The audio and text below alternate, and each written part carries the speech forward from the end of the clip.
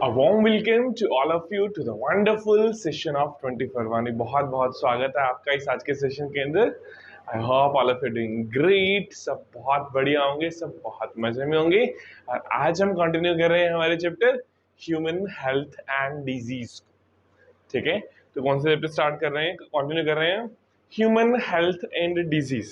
देखिए, इस चैप्टर में हमने बहुत सारे माइक्रो ऑर्गेनिजम्स देखे अब तक कि एक्चुअल में वो माइक्रो ऑर्गेनिजम्स हमें कौन कौन सी डिजीज फैला रहे हैं। इन द प्रीवियस सेशन जो अभी हमने प्रीवियस सेशन कवर किया, हमने उसमें अबाउट द मलेरिया पढ़ा। मलेरिया का वेक्टर फीमेल एनोफिलिस मॉस्किटो था। फीमेल एनोफिलिस मॉस्किटो की अगर हम बात करें तो वो कैरी कर रहा है उस डिजीज को एक इंडिविजुअल से दूसरे इंडिविजुअल के अंदर। जब वो हमें कट करता है हमारी बॉडी के अंदर, वो स्पोरोजोइट स्टेज ऑफ प्लाज्मोडियम डाल देता है। Sporozoite is the infectious stage for Plasmodium. जैसे ही वो हमारी बॉडी के अंदर एंटर करती है स्पोरोजोइट स्टेज, तो वहां से वो फटाफट से ब्लड के थ्रू लीवर में आ जाती है। लीवर में फिर वो एसेक्सुअली रिप्रोड्यूस करती है। लीवर में रिप्रोड्यूस करने के बाद में वो फिर से ब्लड में चली जाती है। ब्लड में फिर वो एसेक्सुअली रिप्रोड्यूस करती हैं। आरबीसी रप्चर होते हैं, हीमोजोइन रिलीज होता है, चिल्स वाले फीवर आते हैं, एंड देन गैमेटोसाइट्स का फॉर्मेशन होता है। Male gamete, female gamete for the protozoans बन जाते हैं। फिर कोई एक फीमेल एनाफिलस मॉस्किटो हमें आके कट करती है, गैमीट्स को हमारे ब्लड से चुरा कर ले जाती है। मॉस्किटो के गट के अंदर फर्टिलाइजेशन होती है, जायगॉट बनता है, and again sporozoite stored in the that we can say that salivary glands of mosquito. इसी तरीके से ये साइकिल दो होस्ट में चलते हैं। एक होस्ट प्राइमरी है, प्राइमरी होस्ट के अंदर सेक्सुअल रिप्रोडक्शन होता है। यहाँ पे सेक्सुअल रिप्रोडक्शन का बेसिक मतलब हम क्या कहना चाहते हैं कि फर्टिलाइजेशन। और फर्टिलाइजेशन कहाँ पर हो रहा है प्लाज्मोडियम का? In the gut of mosquito. That's why mosquito is the primary host and we humans are the secondary host. ठीक है, और जो प्लाज्मोडियम फेल्सीपेरम था वो मोस्ट मेलिग्नेंट मलेरिया कोज कर रहा था। जो ये एक्चुअल में वो मलेरिया था जो फेटल भी हो सकता है। ये हमारे प्रीवियस सेशन तक की बातें हो गई। आज हम इस चैप्टर में कंटिन्यू कर रहे हैं अबाउट द इम्यूनिटी। कौन सा टॉपिक कवर स्टार्ट करने वाले हैं आज हम? इम्यूनिटी। अब ये इम्यूनिटी क्या होती है? देखिए, अगर हम बात करें कि एक होस्ट की एबिलिटी कि वो, जैसे फॉर एग्जांपल मैं होस्ट हूं, मेरे अंदर कोई बाहर से पैथोजन आके घुस रहा है, तो मेरी एबिलिटी जो मुझे प्रोटेक्ट कर सकती है फ्रॉम द पैथोजन, वो मेरा पोटेंशियल जो मुझे पैथोजन से बचा सकता है, दैट इज इम्यूनिटी। तो अगर हम इम्यूनिटी को डिफाइन करना चाहते हैं, so we can write ability of host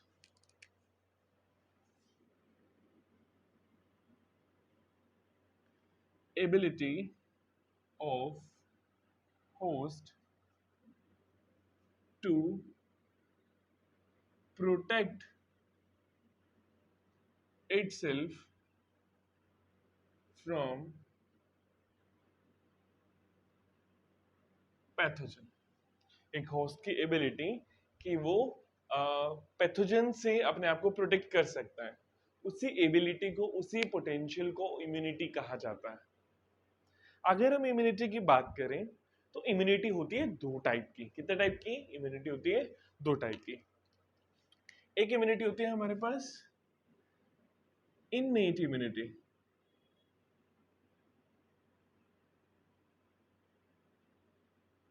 एक इम्यूनिटी होती है हमारे पास एक्वायर्ड इम्यूनिटी।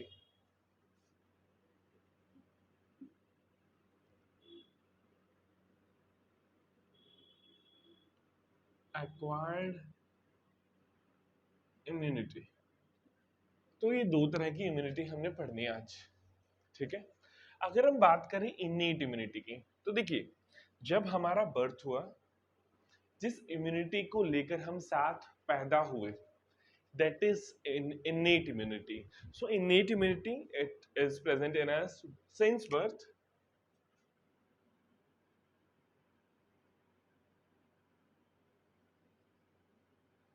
ये इम्यूनिटी हमें कब से है? हमें जन्म जात से हमारे अंदर ये इम्यूनिटी है।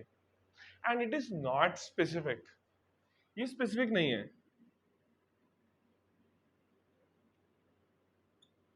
देखिए यहां पे स्पेसिफिसिटी का क्या मतलब है। फॉर एग्जाम्पल मान लीजिए कि हमारे पास अलग अलग तरह के पैथोजन है। एक बैक्टीरिया है, एक वायरस है, एक फंगस है। ये हमारे पास दैट इज पैथोजेंस हैं, ये डिजीज कॉजिंग एजेंट्स हैं। ठीक है, मान लीजिए ये इम्यूनिटी है, दिस वॉल इज इम्यूनिटी।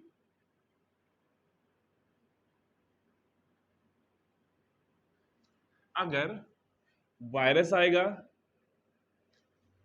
तो कुछ ना कुछ इम्यूनिटी उसको अपोज करेगी, कुछ ट्रीटमेंट करेगी उसका। बैक्टीरिया आएगा, उसको अपोज करेगी, उसका ट्रीटमेंट करेगी। फंगस आएगा उसको अपोज करेगी, उसको ट्रीटमेंट करेगी। तीनों ही केस में सेम काम हो रहा है। ऐसा नहीं है वायरस आएगा तो उसको वीआईपी ट्रीटमेंट मिलेगा, बैक्टीरिया आएगा तो उसको वीवीआईपी ट्रीटमेंट मिलेगा, या फंगस आएगा उसको वीवीवीवीआईपी ट्रीटमेंट मिलेगा। ऐसा नहीं है, कुछ मर्जी आए, कोई भी पैथोजन आए, अगर सभी को एक तरीके से ट्रीट किया जाएगा, ठीक है, किसी भी पैथोजन को कुछ भी आए हमारी बॉडी में उसको सेम तरीके से ट्रीट किया जाएगा, दैट इज नॉट स्पेसिफिक। ऐसा नहीं कि सभी के लिए अलग अलग स्पेसिफिक ट्रीटमेंट होगा, नहीं, सेम सेम तरीके से ट्रीट किया जाएगा सभी पैथोजेंस को, that's why it is not specific. इसी वजह से इसका नाम क्या है? Not specific. The second immunity is called the acquired immunity. देखिए जब हमारी बॉडी के अंदर एक पैथोजन का अटैक हुआ, ठीक है, और हमारी बॉडी में इम्यूनिटी डेवलप हुई, हमने एक्वायर किया जिस इम्यूनिटी को अपनी लाइफ टाइम में, that immunity is called the acquired immunity. So develops on exposure to pathogen. This immunity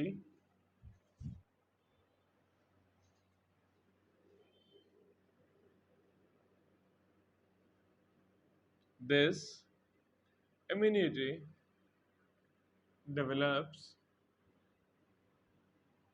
on exposure to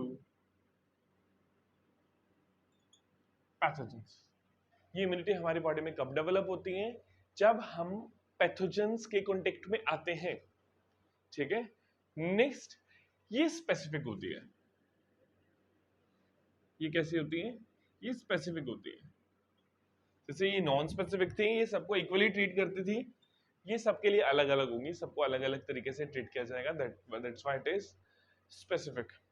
अब देखिए हम ऐसे बोलते हैं कि अगर लाइफ टाइम में हमें चिकन पॉक्स एक बार हो जाए, ठीक है, तो हमें चिकन पॉक्स दोबारा नहीं होगा। क्यों? क्योंकि हमारी बॉडी के अंदर कुछ मेमोरी सेल्स बन जाते हैं, कुछ इम्यूनिटी हम एक्वायर कर लेते हैं। तो दोबारा से अगर पैथोजन का दैट इज चिकन पॉक्स का पैथोजन हमारी बॉडी में एंटर करता है, दोबारा से चिकन पॉक्स आता है हमारी बॉडी के अंदर, तो हमारी बॉडी में ऑलरेडी इम्यूनिटी बनी हुई है उसको फाइट करने के लिए। तो वो इम्यूनिटी हमने एक्वायर की थी।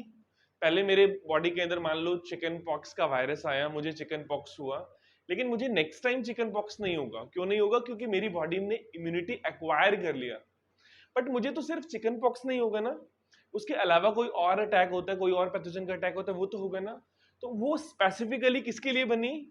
चिकन पॉक्स के लिए बनी, सबके लिए अलग अलग नहीं बनी, ठीक है। मतलब सबके लिए बनेगी तो अलग अलग, ऑब्वियसली बात है, मतलब सबको सेम ट्रीटमेंट नहीं किया, मेरे कहने का मतलब ये था। So that type of immunity is called the acquired immunity, जो हमने लाइफ टाइम में एक्वायर की और जो हर डिजीज के लिए, हर पैथोजन के लिए स्पेसिफिक है, that is acquired immunity. I think very very clear, बहुत अच्छे से क्लियर है आपको innate immunity and acquired immunity. इसको नोट कीजिए, फिर मैं एक्वायर वाले को इरेज करता हूं ताकि हम इननेट के टाइप्स पढ़ सकें। Make a note of it.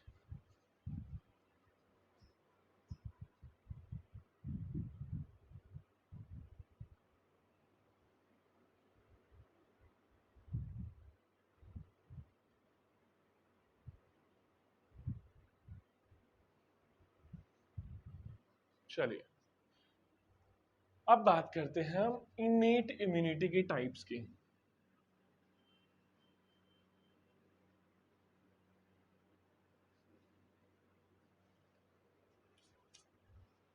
देखिए, अगर हम इनेट इम्यूनिटी के टाइप देखें तो इनेट में हमने पढ़ना है the very first physical barrier. Topic का नाम क्या है? Physical barrier. देखिए, जो फिजिकल बैरियर है वो क्या है, ठीक है। फॉर एग्जाम्पल, अगर पहली बात तो देखो, फिजिकल बैरियर का एग्जाम्पल सुनो।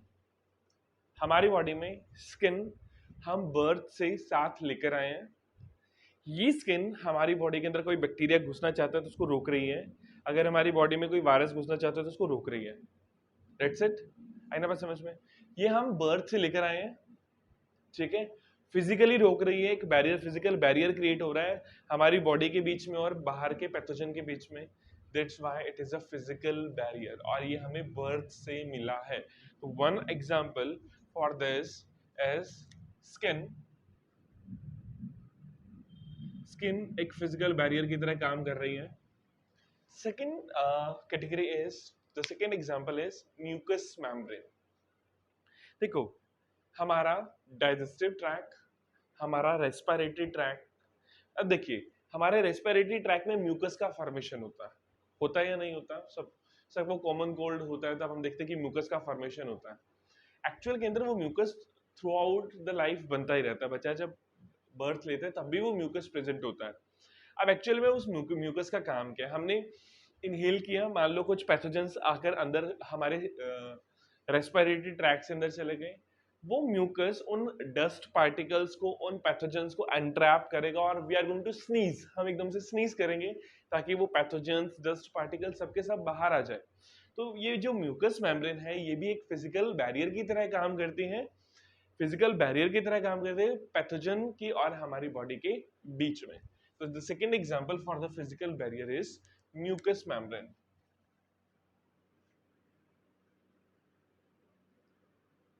म्यूकस। तो ये हो गया हमारे पास इनेट इम्यूनिटी के अंदर very first example, that is the physical barrier. और फिजिकल बैरियर में हमने देखा about the skin and the mucus, ठीक है। स्किन के और म्यूकस के बारे में देखा।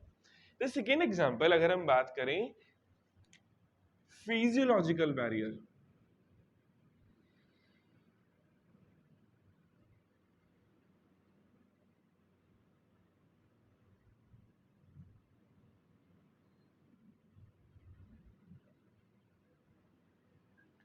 What is physiological barrier? देखो, फिजियोलॉजी का मतलब होता है फंक्शनिंग। क्या होता है फिजियोलॉजी का मतलब? होता है फंक्शनिंग। फंक्शनल बैरियर जो हमारी बॉडी में प्रेजेंट है। फॉर एग्जाम्पल अगर मैं बात करूं, हमारे स्टमक में HCl है। देखिए, हम कहीं हम स्ट्रीट फूड भी खाते हैं, ठीक है, हम घर का खाना भी खाते हैं, बट इसका मतलब ये नहीं है जो हमने खाना खाया, जो पानी पिया, चाहे हमने वो दैट इज घर का फूड खाया, होममेड फूड खाया, चाहे हमने स्ट्रीट फूड खाया या बाहर कहीं भी फूड खाया, इसका मतलब ये बिल्कुल भी नहीं है कि उस फूड के अंदर कोई बैक्टीरिया नहीं है, कोई माइक्रो ऑर्गेनिज्म नहीं है। माइक्रो ऑर्गेनिजम्स है सब में, तो फिर हम हर बार बीमार क्यों नहीं होते? अगर उसमें या तो नहीं है तो हम बीमार नहीं हुए, अगर उसमें माइक्रो ऑर्गेनिज्म है तो हम बीमार क्यों नहीं हो रहे हैं रेगुलरली? बिकॉज जैसे ही हम खाना खाते हैं वो खाना हमारे स्टमक में जाता है और हमारे स्टमक में HCl प्रोड्यूस होता है, हाइड्रोक्लोरिक एसिड प्रोड्यूस होता है। वो HCl उन पैथोजेंस को, उन माइक्रो ऑर्गेनिजम्स को किल कर देता है। तो that is the one functional barrier in our body, HCl in stomach, ठीक है।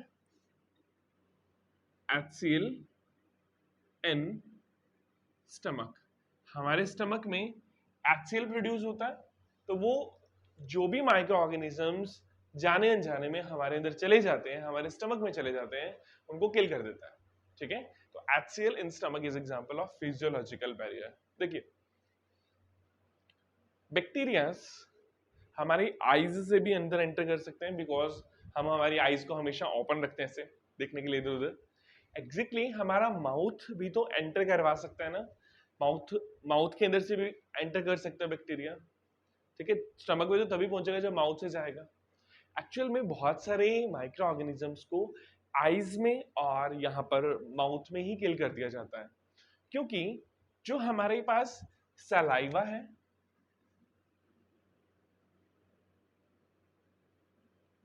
And the other thing is tear है।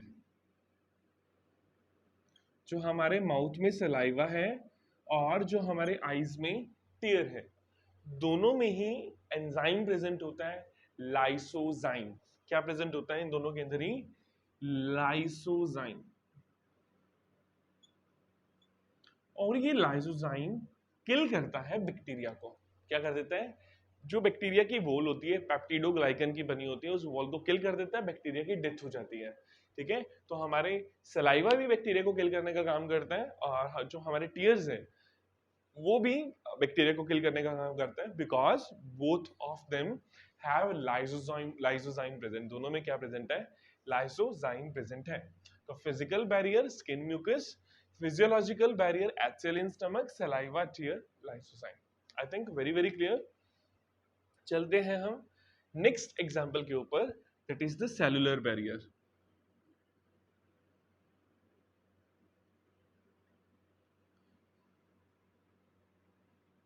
अब देखिए, एक बात सोचिए कि जो हमने फिजियोलॉजिकल बैरियर पढ़ा, एक बच्चे का जब जन्म होगा उसके अंदर स्टमक में एचसीएल होगा, उसके आईज में टीयर का फॉर्मेशन होता है, उसके सलाइवा की फॉर्मेशन हो रही होती है, तो बाय बर्थ वो इन चीजों को लेकर आ रहा है। That's why it is under the इनेट immunity, since birth immunity. I think very very clear. The next example is cellular barrier. Cellular barrier का मतलब हमारी बॉडी के कुछ ऐसे सेल्स, मतलब हमारी बॉडी के कुछ ऐसे सेल्स जो कि पैथोजेंस को किल करने का काम करते हैं। तो हमारे ब्लड के अंदर बहुत सारे सेल्स मिलते हैं। फॉर एग्जांपल अगर मैं सेल्स की बात करूं तो न्यूट्रोफिल्स,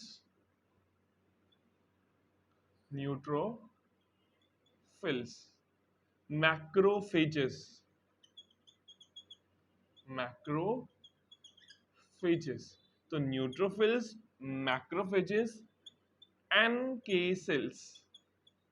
एनके सेल का मतलब होता है natural killer cell.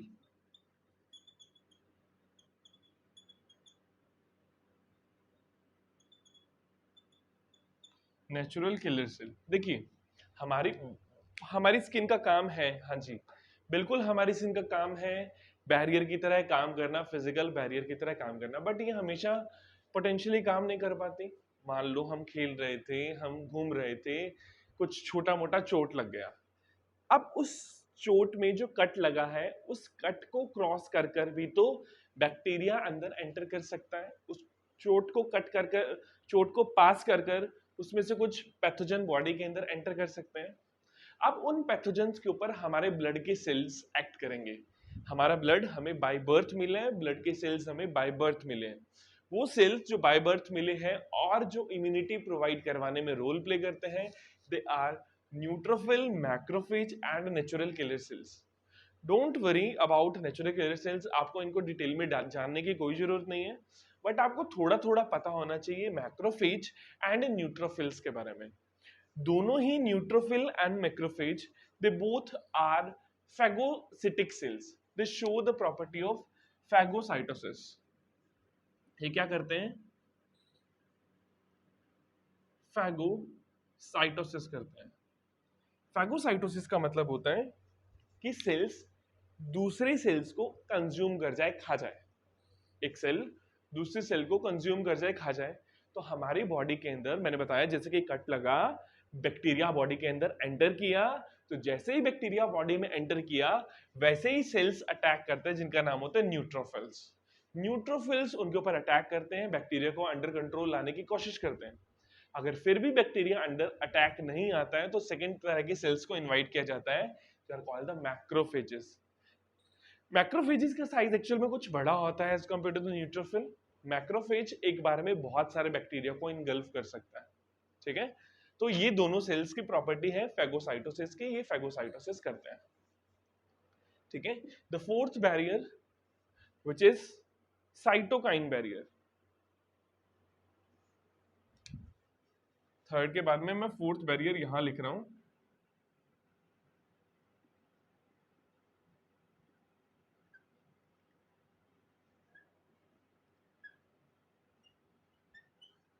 Cytokine barrier. देखिए साइटोकाइन बैरियर्स, साइटोकाइन कुछ स्पेसिफिक टाइप के प्रोटीन्स होते हैं, ठीक है। फॉर एग्जांपल अगर मैं आपको बात बताऊं, इसमें आपने जिस प्रोटीन का नाम याद रखना है, दे आर इंटरफेरॉन्स। इंटरफेरॉन्स, देखिए जो इंटरफेरॉन्स हैं they are some kind of proteins, okay, proteins है। and these interferons are actually produced by virus infected cells। कौन प्रोड्यूस करता है इनको? वायरस इन्फेक्टेड सेल्स प्रोड्यूस करते हैं। सो इंटरफेरॉन्स, दीज आर, यहां से लिखते हैं interferons, these proteins are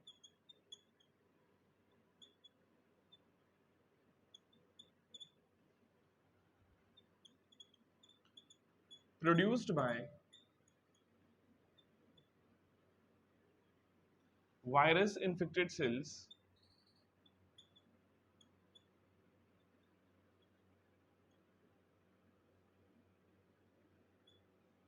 these proteins are produced by virus infected cell। तो मतलब एक सेल है जिसपे वायरल अटैक हो चुका है, वो सेल इन प्रोटीन्स को प्रोड्यूस करेगा और इन प्रोटीन्स का नाम क्या है? Interferons. So this proteins are produced by virus infected cells which prevent which prevents other cell from infection।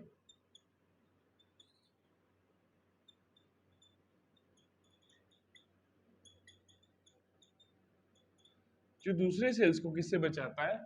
Infection से बचाता है। फॉर एग्जाम्पल अगर मैं बात करूं, मान लीजिए हमारे पास ये एक सेल है, ये दूसरा सेल है, ये तीसरा सेल है, इस पे वायरल अटैक हुआ तो इसने कुछ प्रोटीन्स बनाए, ये प्रोटीन जो बनाए इसका नाम इंटरफेरॉन है। क्या नाम है? इंटरफेरॉन है। और इस इंटरफेरॉन ने इन सेल्स को बचा लिया वायरल इंफेक्शन से। Such proteins, such barriers are called the cytokine barriers. इनको साइटोकाइन बैरियर्स कहा जाता है। इसमें जो प्रोटीन आपने एज इन रिगार्ड एग्जांपल पढ़ना है, अगर आप मैं बात बताऊं तो इंटरफेरॉन है। So interferons, these are the proteins which are produced by virus infected cells which prevent other cell from infection. जो दूसरे सेल्स को इन्फेक्शन से बचाने का काम करते हैं। आई think very very clear till now. So please make a note of it, फटाफट से नोट कीजिए इसको।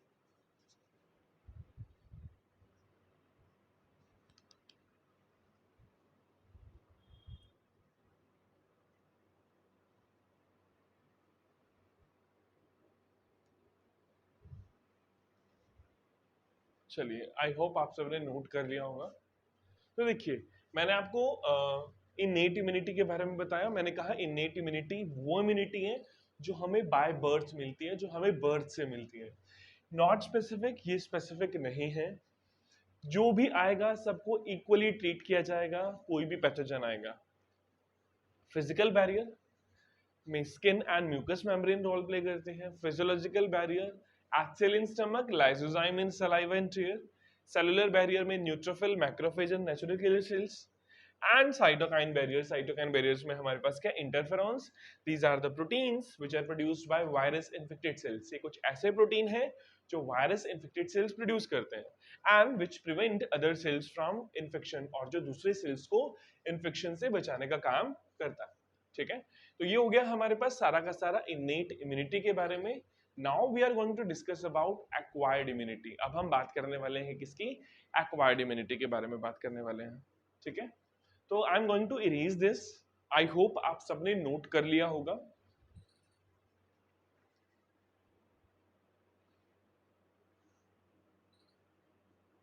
चलिए इरेज करते हैं इसको।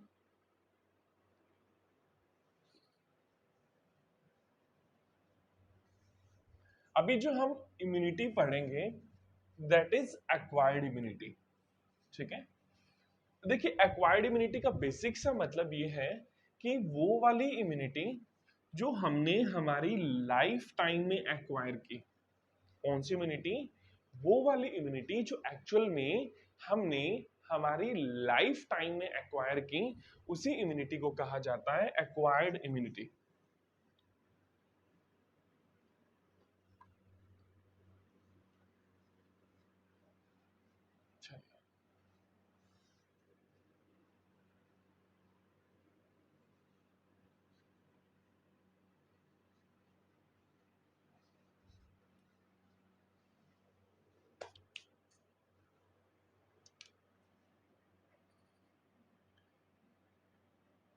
Acquired immunity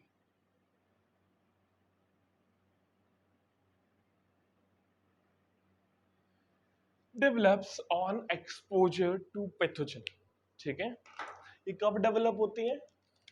on exposure to pathogen develops exposure to pathogen. जब हमारी बॉडी में पैथोजन आ जाएगा, पैथोजन एंटर कर जाएगा, उस टाइम पर जो इम्यूनिटी हमारी बॉडी में डेवलप होगी, that particular immunity is called the acquired immunity. क्या कहा जाता है उसे? हम उसे बोलते हैं एक्वायर्ड इम्यूनिटी। ठीक है, अगर हम बात करें एक्वायर्ड इम्यूनिटी की, तो एक्वायर्ड इम्यूनिटी है दो टाइप की। देखिए, एक बात और जान लीजिए एक्वायर्ड इम्यूनिटी के लिए, ये जो हमारे पास एक्वायर्ड इम्यूनिटी है, it is specifically we can say that specific. ये कैसी होती है? स्पेसिफिक होती है। अब स्पेसिफिक के बारे में हम जिक्र कर चुके हैं कि स्पेसिफिक होना क्या है। ठीक है, acquired immunity is of two type. ये दो तरह की होती है। एक इम्यूनिटी को कहा जाता है humoral immunity,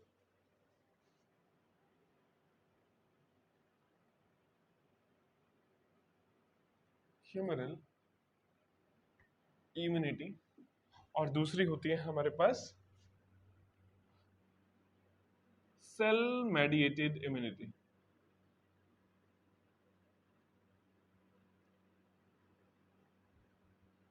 humoral immunity and cell mediated immunity. देखो, जो ह्यूमरल टर्म है ना, उसका मतलब होता है फ्लूइड। क्या होता है? फ्लूइड। तो जो हमारी बॉडी के फ्लूइड्स हमें इम्यूनिटी प्रोवाइड करवाने वाले हैं, दैट इज ह्यूमरल इम्यूनिटी। मतलब ये इम्यूनिटी फ्लूइड से मिलेगी, बॉडी के फ्लूइड से, प्लाज्मा से मिलेगी। सेकेंड इम्यूनिटी है सेल मेडिएटेड इम्यूनिटी। ये कौन प्रोवाइड करवाएंगे हमें? सेल प्रोवाइड करवाएंगे। देखिए, ह्यूमरल ह्यूमरल इम्यूनिटी में जो सेल्स अपना रोल प्ले करते हैं, ठीक है, उन्हें कहा जाता है B cells. Cell mediated immunity में जो अपना रोल प्ले करते हैं, उन्हें बोला जाता है T cells. B cells and T cells. अब देखेंगे कि एक्चुअल में किस तरीके से इम्यूनिटी हमारी बॉडी में डेवलप होती है। ठीक है, I am going to draw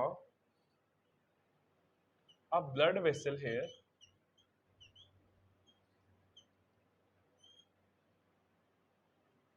ठीक है, हमारी बॉडी में कट लगा, कचक, और इससे हमारी बॉडी के अंदर एक पैथोजन आ गया।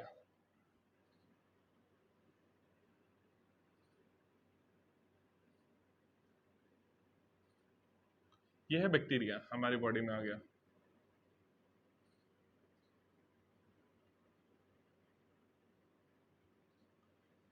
ये एक बैक्टीरिया है जो हमारी बॉडी में आ गया। हमारी बॉडी में जब ये एंटर किया, देखिए पहले तो इसको स्किन ने रोकने की पूरी पूरी कोशिश की, बट स्किन इसको रोक नहीं पाई। क्यों? क्योंकि स्किन पे कट लगा हुआ था।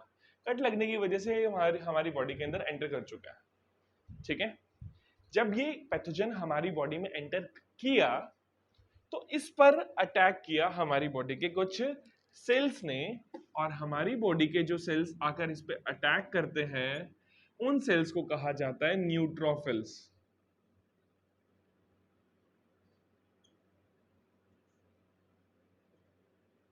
क्या कहा जाता है इनको? इनको कहा जाता है न्यूट्रोफिल्स। न्यूट्रोफिल्स ने आके इन पर अटैक किया, या तो ये होगा ये न्यूट्रोफिल से मर जाएंगे, ठीक है, इनेट इम्यूनिटी ने काम कर दिया। बट कभी कभी न्यूट्रोफिल के बस की बात नहीं रहती है, न्यूट्रोफिल के बस की बात नहीं रहते हैं, जो बैक्टीरिया या फिर जो पैथोजन आया वो स्ट्रांग है। उस केस में क्या किया जाएगा कि एक और सेल को इनवाइट किया जाएगा, उसको किल करने के लिए, उसको फेगोसाइटोसिस करने के लिए, और इस बड़े वाले सेल का नाम है मैक्रोफेज।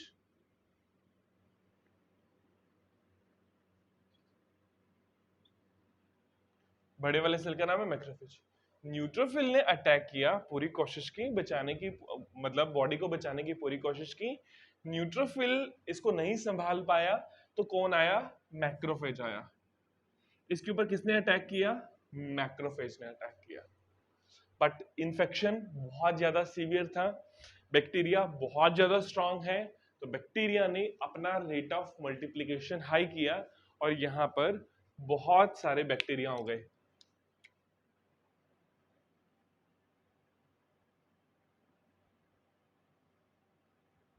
ये सब मैं जो बना रहा हूं, मान लो ये बैक्टीरिया ड्रॉ कर रहा हूं, ठीक है, लेकिन हमारी बॉडी को अभी तक समझ में नहीं आ रहा है कि हमें अब क्या करना चाहिए। न्यूट्रोफिल ने भी अटैक कर देख लिया, मैक्रोफेज ने भी अटैक करके देख लिया।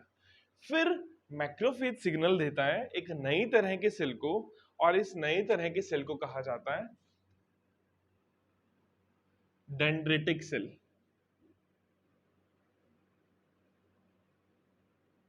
और इसी डेंड्रिटिक सेल को ब्रेन ऑफ इम्यून सिस्टम कहा जाता है।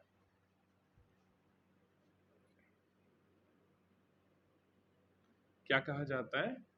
Brain of immune system.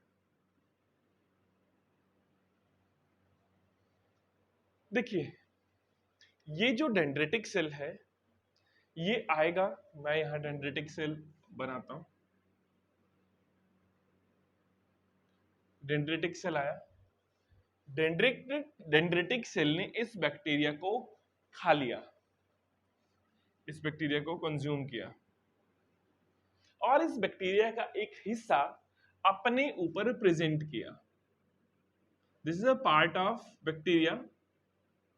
इसने अपनी बॉडी में ले जाने के बाद में उस बैक्टीरिया की प्रोसेसिंग की, और प्रोसेसिंग करने के बाद में एक हिस्सा उसका अपनी बॉडी के ऊपर प्रेजेंट किया। तो ये सेल अपनी बॉडी के ऊपर इसको प्रेजेंट कर रहा है, that's why it is called the, देखो अब इसको हम एंटीजन बोलेंगे क्योंकि बाहर से बॉडी में एंटर किया है, इसी वजह से इस सेल को कहा जाता है एंटीजन प्रेजेंटिंग सेल। इस सेल को कहा जाता है एंटीजन प्रेजेंटिंग सेल।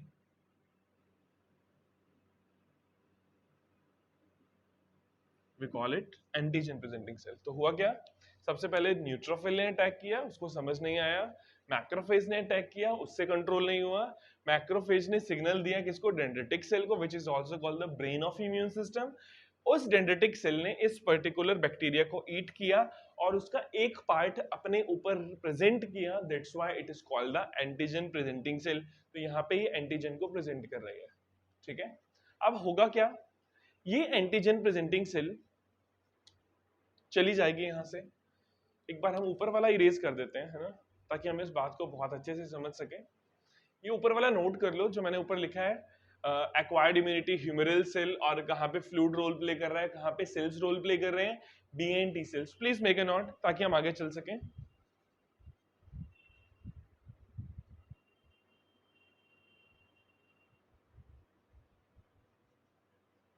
चलिए, हो गया होगा नोट।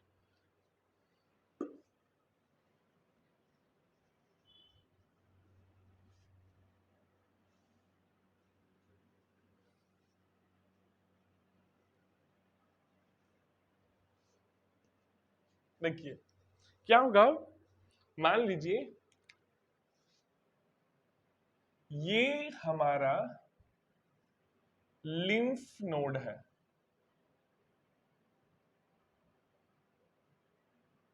क्या है हमारा? लिम्फ नोड है। तो जो एंटीजन प्रेजेंटिंग सेल है, इस एंटीजन को लेकर चला जाएगा, ठीक है, ये एंटीजन को लेकर चला जाएगा लिम्फ नोड में। पहले डेंड्रिटिक सेल ने इसको कंज्यूम किया, एक बैक्टीरिया को, उस बैक्टीरिया का एक पार्ट अपने ऊपर प्रेजेंट किया, जो एंटीजन को प्रेजेंट कर रहा है उसे एंटीजन प्रेजेंटिंग सेल बोला, और वो उस एंटीजन को लेकर कहां चला गया, लिम्फ नोड में चला गया। कुछ सोच रहे होंगे अब लिम्फ नोड होता क्या है, बता दूंगा लिम्फ नोड क्या होता है, ठीक है। +1 के अंदर थोड़ा सा सिखाया जाता है, बट अभी अगर इसको समझेंगे तो ठीक है। बस लिम्फ वेसल कहीं से स्वेल होती है उसको लिम्फ नोड बोलते हैं, इतना बहुत है। एक बार जब ये इसके अंदर गया, यहां पर प्रेजेंट थे बहुत ही अलग अलग तरह के सेल्स, बहुत अलग अलग तरह के लिम्फोसाइट्स। मान लो ये हमारे पास टी लिम्फोसाइट्स हैं, ठीक है, यहां पे हमारे पास बी लिम्फोसाइट्स हैं, टी सेल्स है और बी सेल्स है। सबसे पहले ये एंटीजन प्रेजेंटिंग सेल अपने एंटीजन को लेकर जाता है, ये एंटीजन प्रेजेंट कर रहा है, और ये टी वाले सेल्स के पास लेके जाता है। ये सभी टी सेल्स अब एक्चुअल में ना, जो लिम्फ नोड होता है that is a store house of lymphocytes, वो एक तरह का स्टोर हाउस है लिम्फोसाइट्स के लिए। तो क्या होगा, ये वहां पर जाकर उन सेल्स को पूछेगा, बताइए कि आपके पास इनमें से इस डिजीज का, जिसको मैं अपने ऊपर कैरी कर रहा हूं, जिसका मेरे पास एंटीजन है, क्या उस एंटीजन का ट्रीटमेंट कर सकते हैं। टी लिम्फोसाइट्स में से पूछा जाएगा, सभी टी लिम्फोसाइट्स हैं, तो उनमें से कोई एक लिम्फोसाइट कह देगा yes I am able to treat this particular problem, कि इस प्रॉब्लम का समाधान मेरे पास है, इसको मैं ट्रीट कर सकता हूं। तो उस एंटीजन के लिए स्पेसिफिक एक टी लिम्फोसाइट डिफरेंशिएट होगा, और ये टी लिम्फोसाइट्स 3 तरह के सेल्स बनाएगा। एक तरह के सेल को कहा जाता है cytotoxic T cell, cytotoxic T cell. अब देखिए जो साइटोटॉक्सिक टी सेल है ये क्या करने वाला है, इस स्टेज तक आते आते हमारी बॉडी में डिजीज हो चुकी होती है, और ये बैक्टीरिया हमारी बॉडी के सेल्स में घुस घुस कर, ये मान लो ये हमारी बॉडी का सेल है, ये हमारी बॉडी का सेल है, ये हमारी बॉडी का सेल है, ये हमारी बॉडी के सेल्स के ऊपर अटैक कर चुके होते हैं बैक्टीरिया, और हमारी बॉडी के सेल्स बहुत बीमार हो चुके होते हैं तब तक, ठीक है। तो जो सेल्स उस टाइम तक बीमार हो चुके हैं, खराब हो चुके हैं, डिजीज्ड हो चुके हैं, साइटोटॉक्सिक टी सेल जाएगा उन सभी सेल्स के पास और इन सेल्स को किल कर देगा, इन सेल्स को क्या कर देगा, किल कर देगा।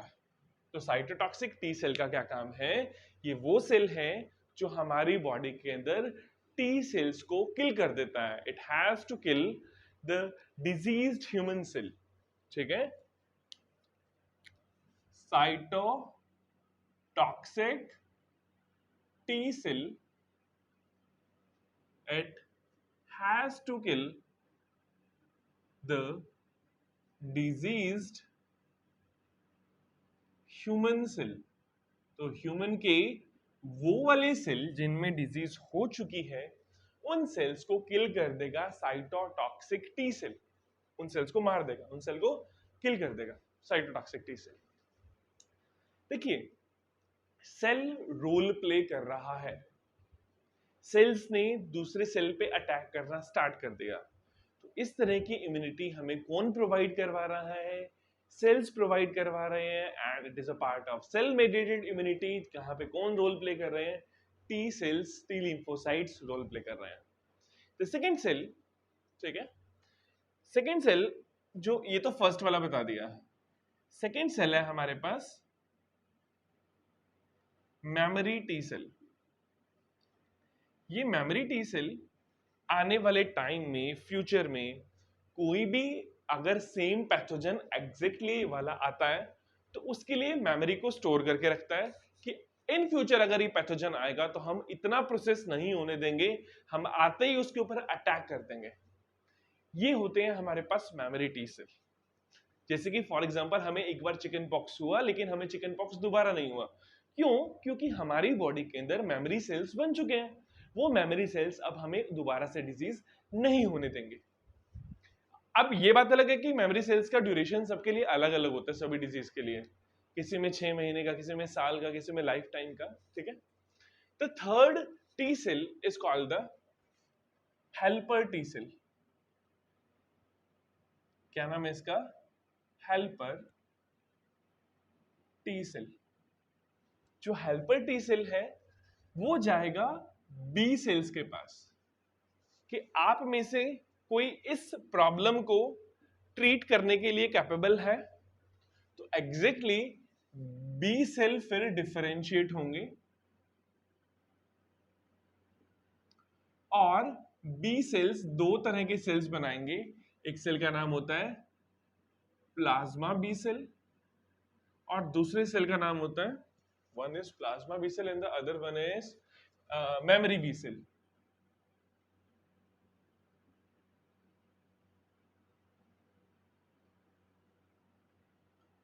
Plasma B cell and memory B cell, ठीक है। अब वो मैं एक बार साइटोटॉक्सिक टी सेल वाला फंक्शन इरेज कर रहा हूं, आपने नोट कर लिया होगा प्रोबेबली, है ना। ये लीजिए, डिफरेंशिएट होके दो तरह के सेल्स बनाए, मेमोरी बी सेल बनाया और प्लाज्मा बी सेल बनाया। Plasma B cell, memory B cell we know memory को स्टोर रखेगा, इन फ्यूचर अगर ये प्रॉब्लम आती है फिर से तो अटैक करने में रोल प्ले करेगा। लेकिन जो प्लाज्मा बी सेल है ये कुछ स्पेसिफिक टाइप के प्रोटीन बनाएगा, इन प्रोटीन्स को बोलते हैं हम एंटीबॉडीज। क्या बनाता है ये? एंटीबॉडीज। और ये एंटीबॉडीज बनने के बाद में आएंगी फिर से इसी साइट के ऊपर, यहां पे आएगी एंटीबॉडी। एंटीबॉडी इन सभी मॉलिक्यूल्स को आकर पकड़ लेगी, सभी बैक्टीरिया को एंटीबॉडी आकर पकड़ लेगी, फुल टाइट आके पकड़ लेगी, उनको इकट्ठा क्लम्प बना देगी बैक्टीरियाज का। फिर मैक्रोफेज फटाफट भागकर आएगा और इन सभी बैक्टीरियाज को खा जाएगा ताकि हमारी बॉडी से इंफेक्शन को दूर किया जा सके। ये जो मैंने समझाया आप इसको नोट कीजिए फटाफट से, ठीक है। इसको इसी तरीके से समझ लीजिए एक बार, ठीक है, ताकि मैं आपको फिर अभी रिवाइज करवाता हूं और मैं आपको फिर डिफरेंस बताता हूं कि यहाँ पे किसने रोल प्ले किया और टी सेल में किसने रोल प्ले किया। Make a note of it all of you quickly.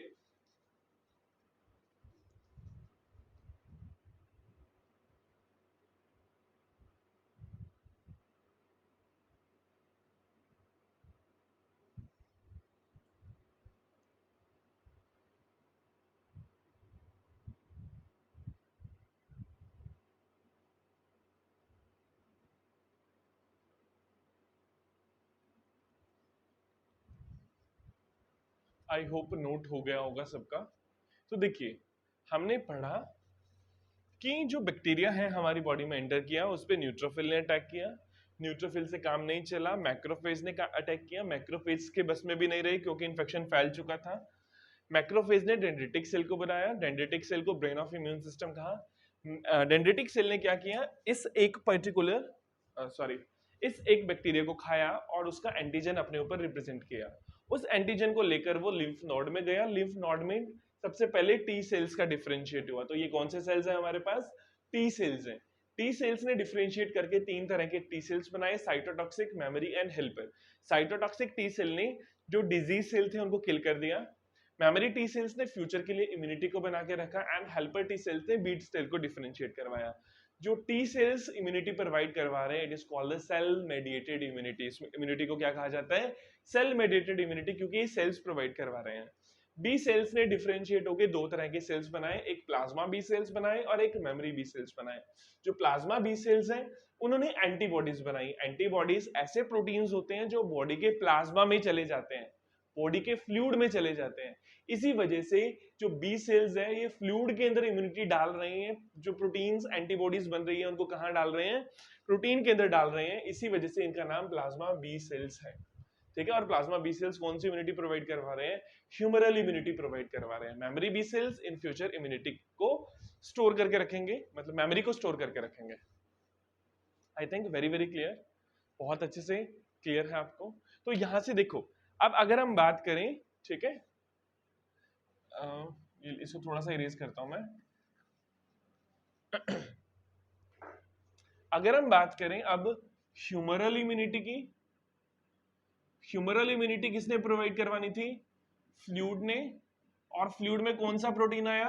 Antibodies आया। और एंटीबॉडीज किसने प्रोड्यूस की? प्लाज्मा बी सेल्स ने। तो ह्यूमरल इम्यूनिटी कौन प्रोवाइड करवा रहा है? बी सेल प्रोवाइड करवा रहा है। दूसरी इम्यूनिटी की हमने बात की, सेल मेडिएटेड इम्यूनिटी की। कौन सी immunity? Cell mediated. Cell mediated immunity की बात की तो कौन प्रोवाइड करवा रहा है? सेल प्रोवाइड करवा रहा है। कौन से सेल प्रोवाइड करवा रहे हैं? टी सेल्स प्रोवाइड करवा रहे हैं। देखिए, हमारी बॉडी में जब कोई भी बाहर से ऑर्गेन डाल दिया जाता है, फॉर एग्जांपल एक इंडिविजुअल की किडनी खराब होती है तो उसकी किडनी को रिप्लेस कर दिया जाता है किसी और की किडनी से, तो उसकी बॉडी को एक्चुअली में पता लग जाता है किडनी किसी और की है, तो टी सेल्स उनको रिकॉग्नाइज करते हैं। टी सेल जाकर उसके ऊपर अटैक करना स्टार्ट कर देते हैं। तो टी सेल्स कहां पे रोल प्ले कर रहे हैं? सेल मेडिएटेड इम्यूनिटी में रोल प्ले कर रहे हैं। तो टी सेल्स ही ग्राफ्ट रिजेक्शन में रोल प्ले करते हैं। जब बाहर से कोई ऑर्गन डाला जाता है उसको ग्राफ्ट बोला जाता है। तो टी सेल्स ग्राफ्ट रिजेक्शन में रोल प्ले करते हैं, ठीक है। और ह्यूमरल जो इम्यूनिटी है इसका no role in graft rejection.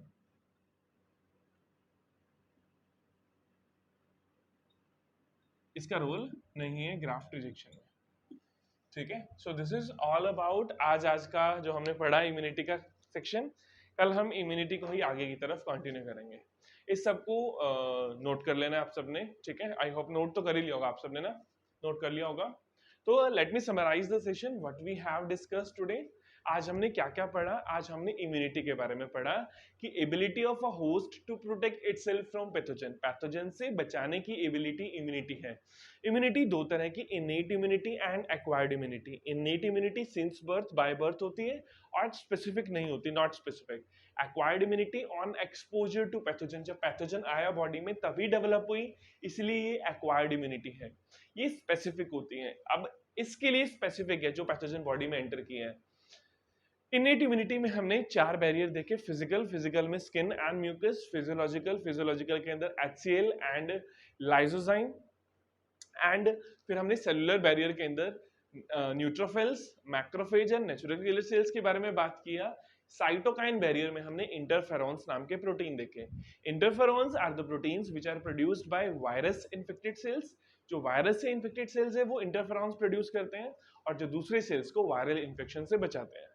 फिर हमने बात की एक्वायर्ड इम्यूनिटी दो तरह की है, humoral and cell mediated. Humoral B cell देते हैं, फ्लूइड देता है। सेल मेडिएटेड सेल देते हैं, टी सेल देते हैं। सेल मेडिएटेड ग्राफ्ट रिजेक्शन में रोल प्ले करती है, ह्यूमरल ग्राफ्ट रिजेक्शन में रोल प्ले नहीं करती है। So this is all about today session. मिलते हैं नेक्स्ट सेशन में। Till then stay safe, stay healthy and bye bye.